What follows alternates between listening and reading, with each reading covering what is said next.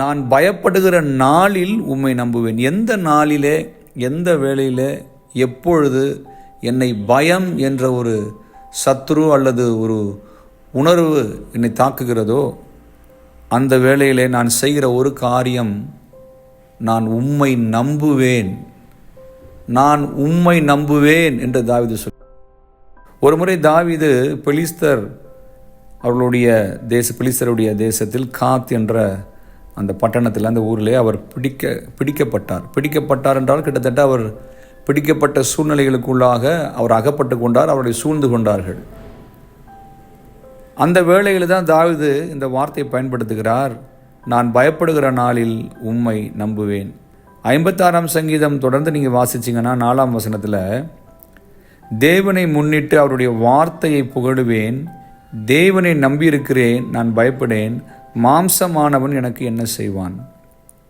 இவர் அந்த பயப்படுகிற அந்த பயம் வந்த சூழ்நிலையில் அதை எப்படி இவர் மேற்கொள்கிறார் என்று நீங்கள் பார்த்தீங்கன்னா, தேவனை புகழ்வதன் மூலமாக, தேவனை உயர்த்துவதன் மூலமாக. சூழ்நிலைகள் நமக்கு சாதகமாக இல்லாத வேளையில், பயங்கள் நம்மை தாக்குகிற வேளையில், வாழ்க்கையில் அடுத்த பகுதி, அடுத்த கட்டம் என்ன என்ற நிலை அறியாமல் எதிர்காலத்தை குறித்து அனுதினமும் பயப்படுகிற வேளையில் தாவீது செய்யக்கூடிய காரியம் என்னன்னு பார்த்தீங்கன்னா, நான் பயப்படுகிற நாளில் உம்மை நம்புவேன் என்று சொன்னவர் அவருடைய வார்த்தைகளை புகழ்ந்தார், அவரை உயர்த்தி பேசினார், அவரை உயர்த்தி பாடினார்.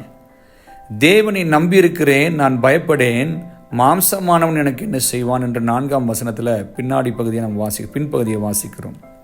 இந்த மனுஷர்கள் எனக்கு என்ன செய்து விடுவார்கள், நான் நம்பியிருக்கிறவர் என் தேவன், சர்வ வல்லமையுள்ள ஆண்டவர், தாயின் கருவில் என்னை உண்டாக்க முன்னவே என்னை தெரிந்து கொண்டவர், அவரை நான் நம்பியிருக்கும் பொழுது இந்த மனுஷர்கள் எனக்கு என்ன செய்வார்கள், இந்த சூழ்நிலைகள் என்னை என்ன செய்ய முடியும் என்று சொல்லி அவர் கேட்கிறார்.